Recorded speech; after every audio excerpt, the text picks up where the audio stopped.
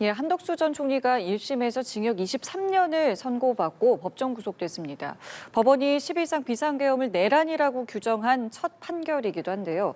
다음 달에 있을 윤 전 대통령의 내란 우두머리 혐의 사건 1심 선고 결론에 영향을 미칠지도 주목되고 있습니다. 네, 관련 내용들 임주혜 변호사와 함께 짚어보겠습니다. 어서 오십시오. 네, 안녕하세요. 예, 안녕하십니까.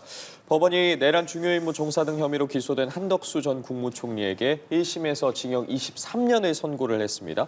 특검이 이제 15년을 구형을 했는데 그보다 이제 8년이 많은 23년이 나왔는데 구형보다 훨씬 더 높은 형이 선고가 됐습니다. 어떻게 보셨습니까, 어제? 그렇습니다. 예측이 좀 빗나갔다라는 이야기들이 많이 나올 정도로요. 당초에 예상했던 것보다 상회하는 1심 선고가 있었습니다.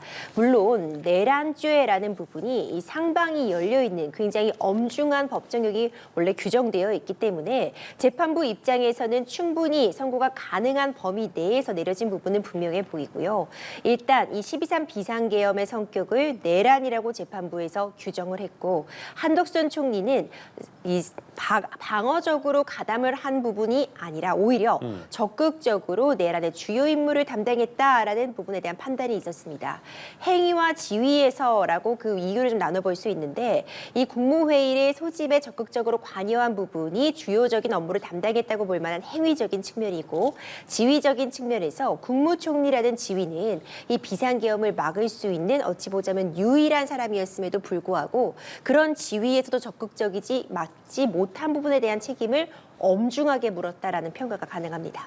예, 자 여러 가지 혐의가 있었는데 보면은 대부분 유죄 판단이 나왔습니다. 여기에는 어떤 것들이 주요 이제 근거로 작용을 한 겁니까? 일단 내란의 주요 임무에 종사했다라는 부분이 가장 주된 혐의였다고 보여지고요. 이미 한덕수 전 총리도 인정한 것처럼 탄핵 심판 과정에서 내란과 관련된 문건을 받아본 적이 없다는 부분에 대한 위증 인정이 되었습니다.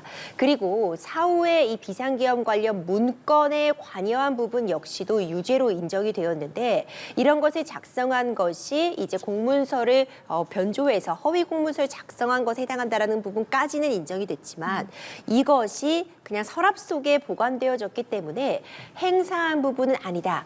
그래서 이 허위 공문서 행사 부분을 제외하고는 받고 있었던 모든 혐의에 대해서 유죄가 인정되었다고 평가할 수 있습니다. 네, 어제 이진관 재판장 같은 경우에 앞서 이제 재판이 시작한 지 한 달 만에 특검에 공소장 변경을 요청하기도 했는데 앞부분에 이 내용을 짚었습니다. 내란 우두머리 방조가 한덕수 전 총리에게 성립이 될 수가 없다. 그렇기 때문에 내란 중요임무 종사로 변경을 하게 됐는데 판결문에 보니까 이 부분도 이제 유무죄를 가리는데 굉장히 좀 중요했던 것 같습니다.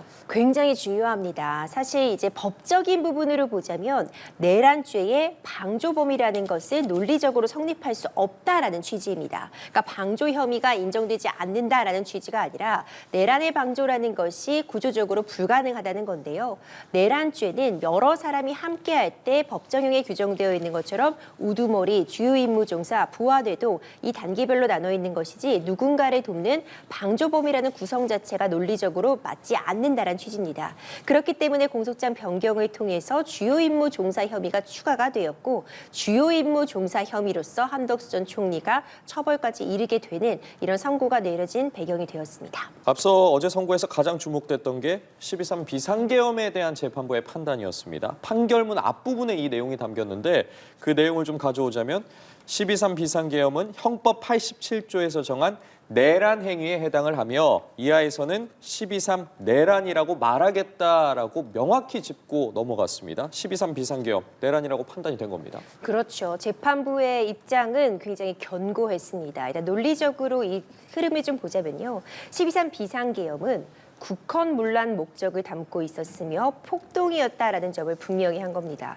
먼저 이 국헌문란의 목적이라는 부분을 윤석열 전 대통령 측도 그렇고 이 내란 가담자들 같은 경우에 모두 부인하고 있었는데요. 이 부인하는 그 논거를 보자면 단순히 계몽적 차원이었다. 국민들에게 이 어려운 상황을 알리기 위한 목적이었다라는 주장이었는데 재판부에서는 일단 비상계엄을 처음에 선포를 했을 때 그 계엄 포고문을 보면 의회 활동을 활동을 금지하고 돌아오지 않는 전공의들을 처단한다는 내용을 담고 있고 언론에 대한 자유를 제약하는 내용이 담고 있었기 때문에 이 자체가 헌법에 반하는 국헌문란의 목적을 담고 있었다라는 부분을 분명히 했습니다. 그리고 결과적으로 보자면은 큰 소요 사태가 발생하지 않았다, 무력 충돌이 없었다, 인명 피해가 발생하지 않았다라는 논거에 대해서는 이것이 이 비상계엄을 주도한 자들에 의해서 이 방지된 것이 아니라 오히려 국민들이라던가 이 다른 외부적인 요인에 의해서 막아진 것에 불과하다라는 입장을 견고히 했는데요. 사실상 이 비상계엄과 관련해 내란죄 인정 여부가 확인되는 첫 번째 판례였다는 점에서 어제 있었던 선고가 의미를 있는데 이 판단을 보자면은 앞으로도 이 비상계엄의 성격에 관해서 내란으로 인정할 가능성이 다소 높아지지 않았나 생각이 됩니다. 알겠습니다. 자, 그럼 여기서 어제 선고 장면을 함께 보시고 대담도 계속 이어가도록 하겠습니다. 그 내용 함께 보시죠.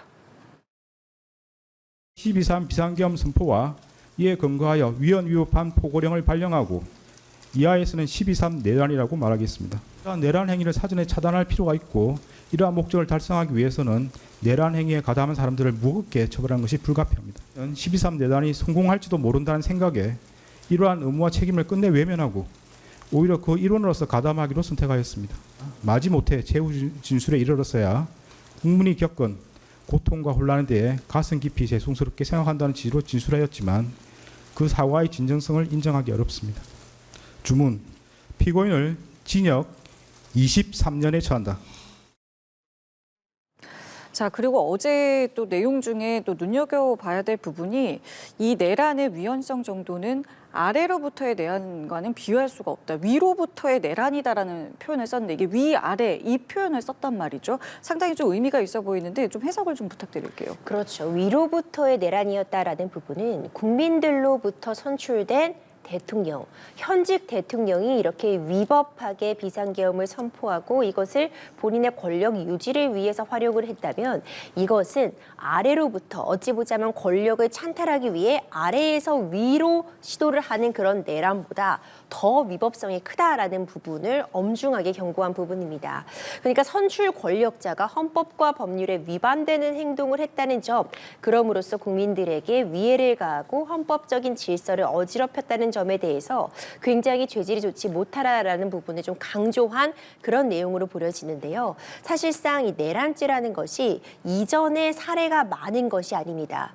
사실상 전두환 전 대통령의 사례 정도만을 참고할 수 있는 상황에서 당시보다 시대적으로도 지금 대한민국이 민주주의적으로 크게 발전한 상황, 이런 시대적인 상황에 역행하는 이런 태도가 오히려 더 가벌성이 높다고 할 것이다라는 점, 그리고 선출된 권력이 이 비상계엄을 선포했다는 부분이 오히려 더 대한민국의 헌정 질서를 위배했다는 점을 강조한 그런 선고 내용이 굉장히 눈길을 끌었습니다. 예. 어제 이제 한덕수 전 총리 1심과 관련해서 어쨌든 재판부에서는 계엄은 내란이다라고 이제 딱딱딱 못을 박은 상황에서 앞으로 있을 윤 전 대통령의 이 1심 선고에는 그럼 어떤 영향이 있는 것인지, 이게 그대로 가는 것인지 좀 궁금해지는데요. 원론적으로 돌아가 보자면 어제 있었던 재판과 윤석열 전 대통령의 재판은 다른 재판입니다. 그렇기 때문에 판결이 기속된다거나 영향을 곧바로 미친다라고 단정할 수 없지만 다른 판단이 나오기 상당히 어렵습니다. 한덕수 전 총리에 대한 재판과 윤석열 전 대통령의 재판은 12.3 비상계엄이라는 동일한 사실관계를 대상으로 하고 있고요. 제출된 증거가 동일합니다.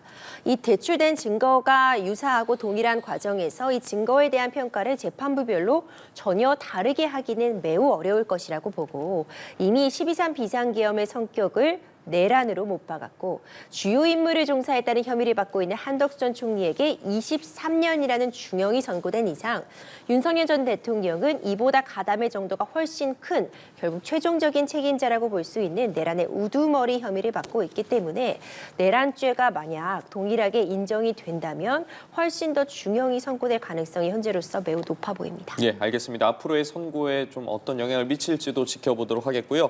이번엔 다음 주제를 살펴보겠습니다. 정교유착 의혹을 받고 있는 신천지가 국민의힘 전당대회 과정에서도 김기현 의원을 지원하는 등 정치 활동에 적극적으로 참여한 것으로 저희 연합뉴스TV 취재 결과 확인이 됐습니다.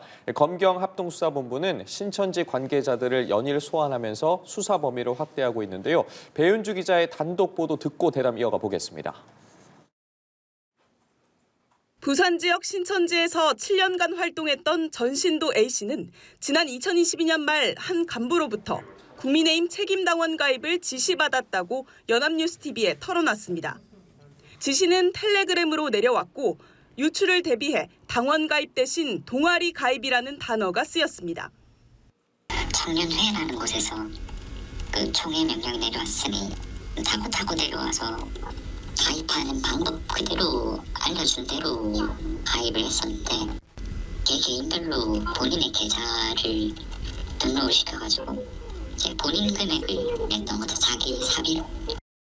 책임당원 가입 이후에는 본격적으로 정치 활동에 동원됐습니다. 2023년 2월 국민의힘 전당대회를 앞두고 열린 부울경 합동연설회에 다른 신도 수십 명과 함께 참석해 김기현 당시 후보를 지지하라는 지시를 따랐고 특정 후보 한 명을 응원해주고 호응해주는 어떤 역할로 옆에 있다가 오면 된다. 뭐 가서 실제로 그렇게 하고 온 적이 있긴 하거든요. 근데 이제 김기현 후보를 얘기를 하더라고요. 이듬해 1월에는 김희정 국회의원 출마 기자회견에도 동원됐다고 했습니다. 이런 행사에는 신천지 신도가 아닌 척하라는 입단속도 내려왔습니다. 김희정 의원이 출마 선언 기자회견 자기가 있었는데 특정 인원만 선별을 해서 사진 찍힌 거 보면은 그 청년들이 막 뒤에 많이 서 있는데 다 부산 야구 모집파라는 곳에 속해 있는 청년들이 전부 다 갔던 거거든요. 코로나 이후 수만 명의 국민의힘 책임당원을 보유하게 된 신천지가 당내의 영향력을 높여 각종 현안 해결에 나서려던 것으로 보입니다. 내 사람들이 책임당원으로 잔뜩 가입돼 있고 뭐 그 안에서 뭐 어떤 의사결정을 해야 될 때 그러면 당연히 영향력이 높잖아요. 그 당에 입김도 세질 거 아니에요. 힘이 세지는 거니까 한마디로. 김기현 의원은 합동연설회에 신천지 신도가 동원된 사실을 알았냐는 연합뉴스TV 질의에 지지자들의 종교를 어떻게 알겠느냐며 얼토당토 아는 얘기라고 답했습니다. 김희정 의원 측도 신천지 신도들의 동원 사실을 알지 못했고 특정 종교의 지원 의혹은 사실 무근이라고 전했습니다. 합수본은 신천지 신도들의 조직적인 입당 이후 이뤄진 정치적 활동까지 함께 들여다볼 걸로 보입니다. 연합뉴스TV 배윤주입니다. 저희가 단독 보도해드린 내용이었습니다. 정교유착 의혹을 받고 있는 신천지가 국민의힘 전당대회 과정에서도 김기현 의원을 지원하는 등 이 정치 활동에 적극적으로 참여한 것으로 드러났는데 단순한 의혹 제기를 넘어서 만약에 이제 종교단체가 조직적으로 선거에 개입을 했다면 굉장히 이제 중대한 법적인 쟁점이 될 텐데 이 입당 사실을 확인해야 한다면 입당 명부죠. 이 부분에 대한 확보가 우선시 되어야 할 텐데 신천지 측에서는 어쨌든 당원 가입 명부를 제출하기로 했습니다. 어떻게 실제 명부를 제출할지 또 어떤 방식으로 조사가 이루어질지도 궁금합니다. 이 신천지 측의 인원들에 대한 소환 조사가 이루어지고 있는 상황에서 당원 명부를 임의 제출 형태로 제출한다는 것인지 아니면 추가적으로 압수영장 발부 이후에야 확보가 가능할지 일단 임의 제출을 하겠다고 밝히고 있기 때문에 가능성은 높아 보이고요. 만약 사실로 확인된다면 이는 굉장히 엄중한 처벌을 묻을 수 있습니다. 내가 특정 종교를 갖고 있다고 해서 정당의 가입 자체가 금지되는 것은 아닙니다. 종교의 자유가 있는 만큼 누구나 정당에 자유롭게 가입을 할 수 있는 것이지만 만약 이것이 자유로운 의사가 아니라 내가 속한 종교의 어떤 조직적인 지시를 받아서 집단적으로 이루어졌다거나 나아가서 이 당원으로 활동을 하려면 당비를 납부해야 되는데 일단 내가 당비를 납부하더라도 추후에 이 종교 측에서 조직적으로 이 부분을 전보해주는 형태를 띄었다면 이는 정당법 위반과 함께 정치자금법 위반이 문제될 수 있는 사안으로 보여집니다. 그렇기 때문에 일단 실체적으로 조직적인 어떤 이 당원 가입에 대한 지시가 있었는지 여부가 수사기관에서 확인이 필요하고요. 실제로 신천지 측에서 이 정당 가입 명부 같은 부분을 제출한다면 언제 집중적으로 가입했는지 그 가입 시기, 그리고 이 인원들이 실제로 어떤 행사에 자발적인 의지가 아니라 조직의 지시에 따라서 동원된 바가 있는지 이런 부분을 이 시점과 함께 좀 전후 상황을 수사기관에서 면밀히 확인할 측면이 있습니다. 그럼 이거는 어떻습니까? 신천지 신도가 아닌 척을 해라 이런 이제 입단속도 있었다고 하는데 아닌 척을 한 것도 문제가 될 수 있는 겁니까? 그렇죠. 이 아닌 척을 하라라는 건 누군가로부터 그런 지시가 하달되었다는 건데 그 지시를 전달한 것이 이 신천지 측의 어떤 이 상위에 속해 있는 그런 지도부에서 이런 지시가 내려온 것인지 아니면 역으로 가입된 정당 측에서 이런 부분을 지시한 것인지 사실 확인이 필요해 보입니다. 그러니까 정교 분리의 원칙에 위배되는 부분을 알고 있기 때문에 이런 지시를 했을 가능성이 매우 높아 보이고요. 실제로 당원으로서 활동하고 싶은 마음이 없음에도 불구하고 어떤 지시에 따라서 강압적으로 활동을 했다면 이 부분은 앞서 살펴봤던 그런 법들 위반뿐만 아니라 개인적인 측면에서 의무 없는 일을 좀 강제당하지 않았는가, 강요죄 같은 부분이 문제될 수 있기 때문에 일단 사실관계 확인이 시급해 보입니다. 알겠습니다. 오늘 말씀은 여기까지 듣겠습니다. 지금까지 임주혜 변호사와 함께했습니다. 고맙습니다. 감사합니다.